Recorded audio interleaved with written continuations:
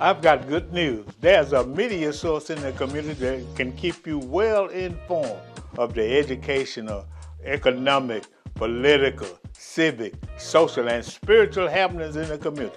And that resource is the Macon Middle Georgia Black Pages. You know, I started this about 32 years ago because I wanted to engage myself in an economic activity that would influence the community.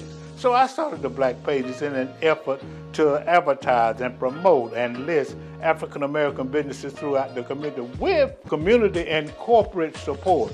And what ties to the quality of life is money. So what we try to do is try to uplift the community economically, encouraging consumers to go and do business with these businesses. And what will happen, a rising tide raises the whole ship. It will improve the entire community. Download our app by going to www.maconblackpages.com.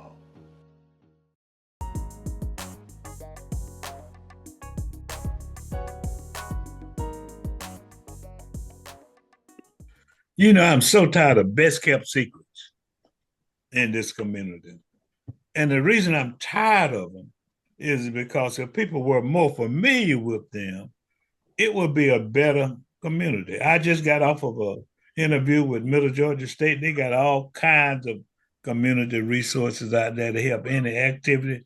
And Gary, you might want to check them out. Any activity, any organization. I'll give you that latest number. And so there are a lot of best kept secrets in this community that ought to be the least kept secret because the community needs to be more familiar with it. Now, let me tell y'all something. I got a direct interest in the advancement of youth, particularly males. Let me add to that. I'm gonna seize the interviewer's privilege and say what I want to say. You know, scouting is kept a secret, but by the same token, scouting needs to be the least kept secret. And by the same token, the third token, scouting is the answer. I'm going to repeat that. I like the way it sounds. Scouting is the answer to many of our problems, or many of the problems that our youth are having in our community. It addresses and approaches so many things. So, you know, at the behest of Mr. Dan Morgan, who's on the call with us today, on the interview with us, and who's done a phenomenal job with the Troop 100, sponsored by the 100 Black Men, and with the support and participation of Mr. Garrett Williams, who's the executive director of the Central Georgia Council of Scouts. I said, well, let's try to take our time and familiarize the community with an overview of scouting and what it does. And then we're going to get Dan to dive in with some specificities of scouting. So I'm going to begin with you, Executive Director Williams, and just give us an overview of scouting and what it's designed to address. And then if you would, just come in with some of the hands-on and the specific experiences. Now, let me say this because I want to make sure that I say it on this interview. People call me all the time. What should I do about this person? What can I get? A lady came here to my office, and I found out who it was. I hope she called you, Dan. I got this grandson, and he needs to be more involved. He needs some action. I said, put him in scouting. Put him in scouting. You know, it's a phenomenal organization. It can, and then see, Garrett, a lot of people don't know they think it's just going to the woods, getting a flint and starting a fire. Man, it's a lot more than that. You will be amazed at all of the disciplines that scouting addresses. So, Garrett, if you would, let's just give us an overview.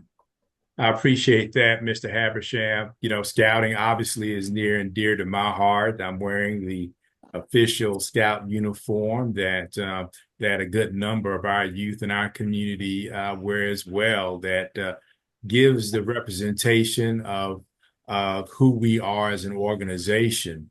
At the core of what we're trying to do in scouting, our purpose, our mission, in a nutshell, is preparing youth for life.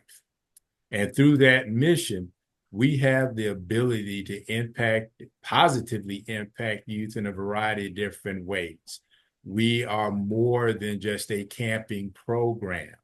Although we use those outdoor educational skills as a method to achieve some of the aims that we're wanting to achieve, I would like for individuals in our community to think about putting their child in a program that promotes personal growth, building that confidence and self-esteem, building resilience.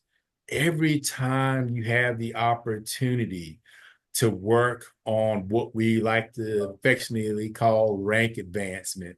Bottom line, the only thing rank advancement is an opportunity to go through steps of problem solving, critical thinking.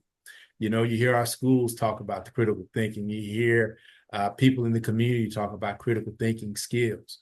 Well, this is what scouting implements and does. It also gives young people some sense of the global perspectives, creating cultural awareness, because in scouting, you have the opportunity to meet people that may come from a different background than you come from, maybe from a different region of the country. It allows you to have a more global perspective, gives you a sense of peace and understanding. But also with this is academic and career preparation. You know, every time a young person opens up a scout handbook, and I know Dan could jump in here and talk to you about what's in that scout handbook and break it down to you left and right. But this scout handbook right here is nothing but a set of curriculum, an opportunity, not like school, but an opportunity for our young people to have a hands-on experience in the program. But also there are other tools that young people have the opportunity to be involved with. And those are called career introduction badges. In scouting, we call them merit badges, but they are career introductions. You know, when I open up a book like this that's called Entrepreneurial Merit Badge, right? How many organizations have a program with this set of curriculum already designed by entrepreneurs themselves that are showing young people 11, 12, 13, 14 years old, how can I become an entrepreneur? What steps do I need to take? But if I wanted to learn a skilled trade, I could even learn something about electronics and have someone mentor me and teach me the steps. But more importantly, I think when we have young people go through opportunities like this, it's not just about figuring out what I want to do, but it also gives them a chance to figure out, hey, maybe that particular career field isn't the best for me. So there are another 130 options that I can take a look at that I can grow and gain a better understanding. Wow. With all of that in scouting, we're promoting character development, leadership skills, which if I'm a business owner or if I'm running a business, I need people that have the sense of teamwork, the sense of decision-making, also the ability to do some public speaking, and then the community involvement. You know, how much better of a world we would have if everyone took a piece of their puzzle in this community to help make it better. So we're developing those soft skills through this program to ensure that we're preparing youth for life, that they can have a positive impact on our community, but yet we're showing them how to do that through positive mentors like Scout Masters, troop committee members, assistant Scout Masters, and others. These individuals are mentors that are playing an important role in the life of our youth, supporting what is going on in the home life and supporting that youth as they venture out to grow and develop. So to me, that's what scouting does, and that's what scouting impacts over in a nutshell. Oh, wow. Such a great introduction. And I want you all to pay particular attention to the well-roundedness. No, he ain't talking about camping, because that's important, but he's talking about career development, character uh, development, workforce development, emotional development, friendship, interaction, networking. All of those things are embodied in scouting and in the scouting program. So I appreciate you, Garrett. And let me ask you a question. Yes, sir. Uh, I don't want to overlook this. Is there a donate button on the website? There's always a donate button on the website, and you can go to Because it takes money, and I mean there might be individuals in the community, who want to support. Let me tell you, the proof is in the pudding, and the scouts have the proof and the pudding. That's going to be evidenced by Mr. Dan Morgan. Dan, go ahead and state your position, your involvement, why you are involved in some of the activities or stuff, the phenomenal activities, and how people can find out more about what you're doing. Well, thank you there, Mr. Hallisham. It's my pleasure to be on the show today.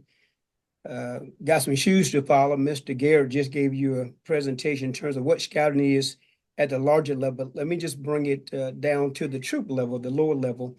But before I get into the details of what scouting is really all about from a troop or the boys' perspective, let me talk about how I first became involved with scouting. So I've been on this scouting journey now for 53 years, since 1971. I went to my first Boy Scout meeting that was hosted by the Salvation Army in October 1971. And since 1971, in one way or another, I have always tried to be involved in scouting. Why? Because in 1971, I went to that first scout meeting. There were probably 15 or 20 other boys. At that time, my troop was mixed black and white boys, and we didn't have a lot of dope leadership. But over the next 6 years, 7 years, as I worked on my way toward becoming an Eagle Scout, I learned a lot along the way. And essentially, much of what I learned about was wrapped around what we call the Scout Oath.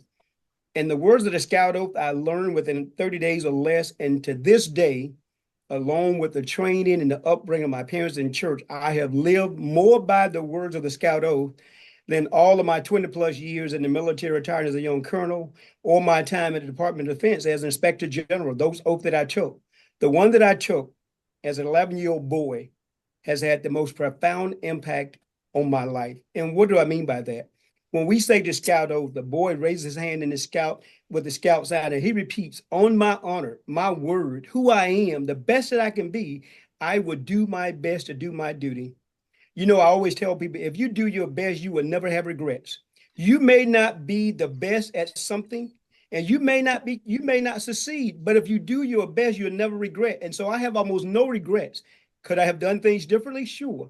But in terms of regretting, wishing I had done better, no, I don't have those regrets. And that's one of the things that scouting taught me so early on in my life. I would do my best to do my duty. Who am I going to do my duty to? We have a duty to God. We have a duty to our country, and we have a duty to ourselves and our families. So I'm going to do my best to do my duty to God and my country. And then the other piece is to obey the Scout law.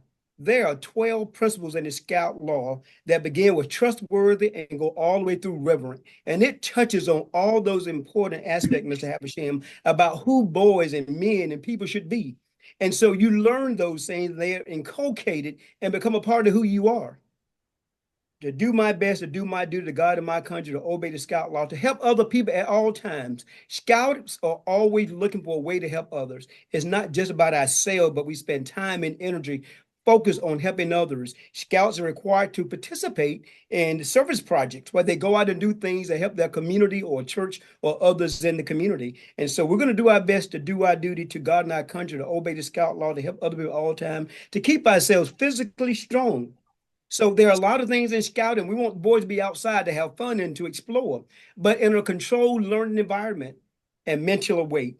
A scout should always be aware of the things around him, as Mr. Williams just mentioned.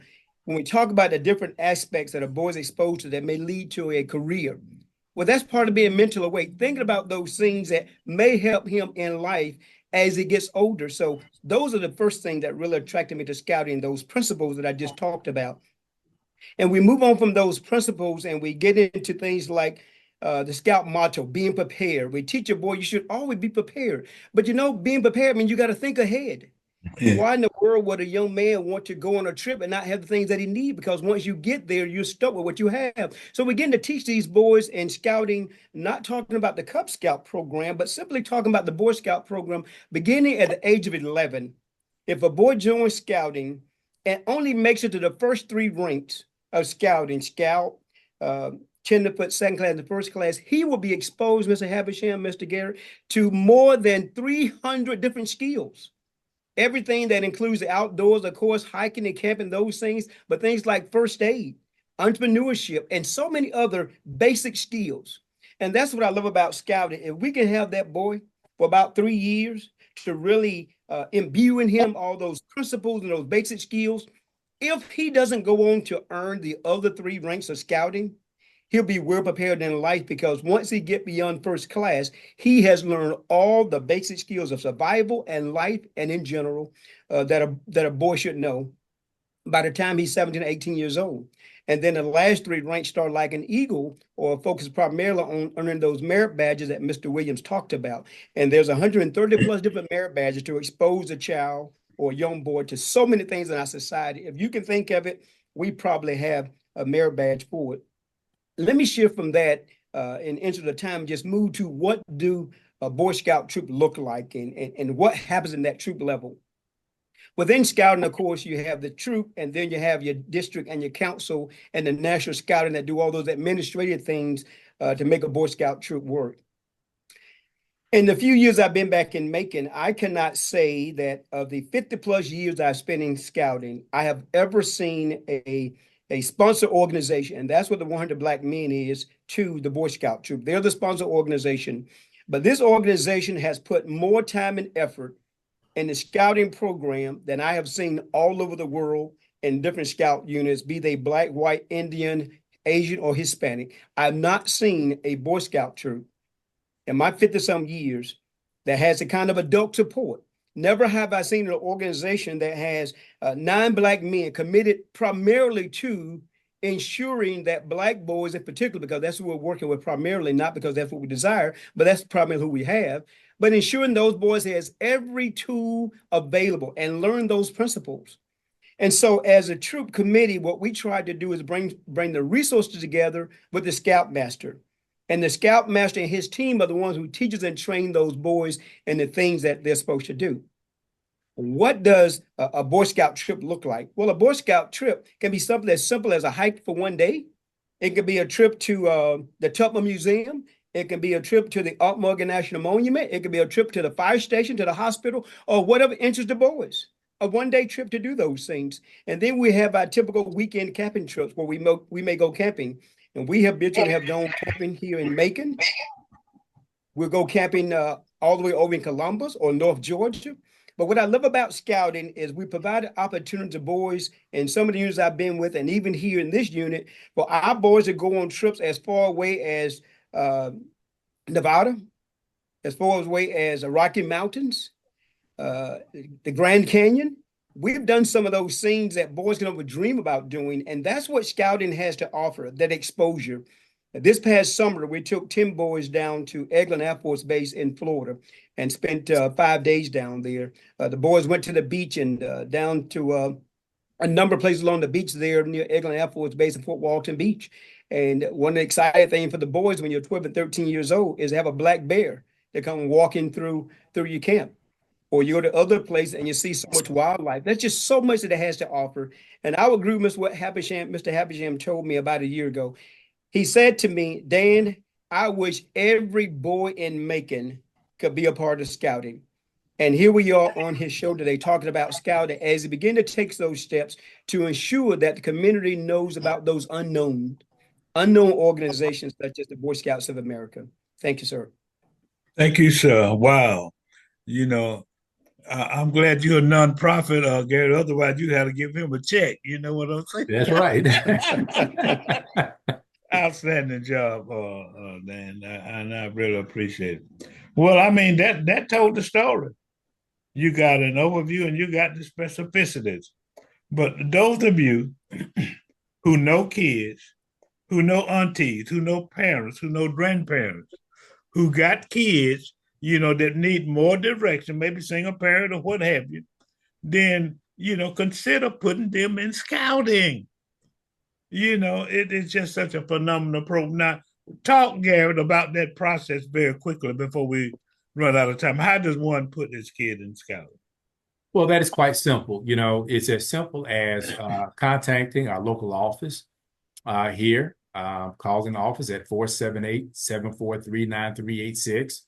You can even call me on my cell phone.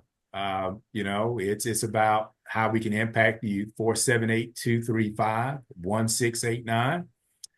And just let us know the community, the neighborhood that you reside, the school that your child goes to, and we can help you place your child in a scouting program close and near to them. Or they could go on our scouting.org website and put in their zip code, and it will pull up a good bit of information about local scouting programs close in their neighborhood as well. So those are different ways that you can access scouting programs in our community, right down into your neighborhood, in which you can get your child involved. And so once you let us know that you want to be involved, there is an application process that would need to be completed. There is a registration fee. And once that is all completed, we'll have your child in the scout program of their choice and begin them on that journey and that mission, as we like to call it, that scouting trail. So that is how you can enter into our program. That's outstanding. And I want to mention two things very quickly. I'm sure that there are some more people who are dedicated, like Dan Morgan is, who would like to make a contribution and give back. So I'm sure that they've got room for some more men or women or other people who want to support the program. And then we'll scroll those numbers on the screen. And so you can call in. Just give the two numbers again right quickly for those radio listeners. Yeah, so let me give you my cell phone number, which is area code 478-235-1689. That's the number directly to me. Or you can call our office at 478-743-9386. Give us. Now, there are three things that you can do. You can recommend a person to scouting. You can volunteer for scouting, and you can donate to scouting. So while we're talking about scouting, let me just mention one of our Eagle Scouts, whom we are very proud of, Jabari Brunner, received a $54,000 scholarship to attend Georgia College. But receiving those scholarships is just one of many things that are benefits that are offered by scouting, or because you're a scout. Just remember, just a short while ago, to get into West Point or any other the universities, the West Points and the officers' schools for the different military services, you got 100 out of 1,000 points just for being an Eagle Scout, and that's what. Wow. He's an Eagle Scout, and because he's an Eagle Scout, that definitely contributed toward this $54,000 scholarship he received. Outstanding. But you can be a part of the solution. It's a phenomenal program.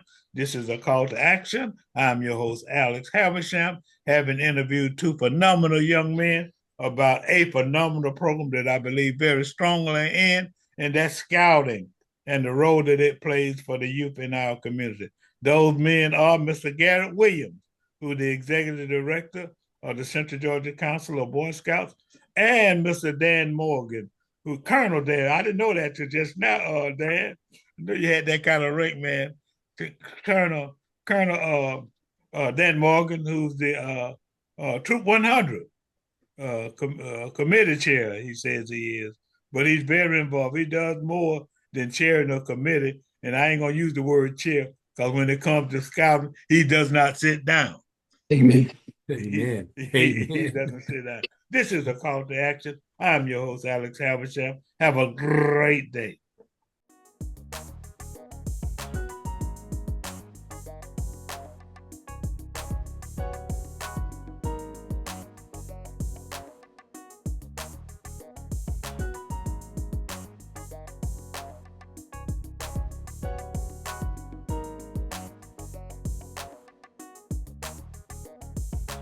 www.makingblackpages.com. I've got good news. There's a media source in the community that can keep you well informed of the educational, economic, political, civic, social, and spiritual happenings in the community. And that resource is the Macon Middle Georgia Black Pages. You know, I started this about 32 years ago because I wanted to engage myself in an economic activity that would influence the community. So I started the Black Pages in an effort to advertise and promote and list African American businesses throughout the community with community and corporate support. And what ties to the quality of life is money. So what we try to do is try to uplift the community economically, encouraging consumers to go and do business with these businesses. And what will happen, a rising tide raises the whole ship. It will improve the entire community. Download our app by going to www.maconblackpages.com.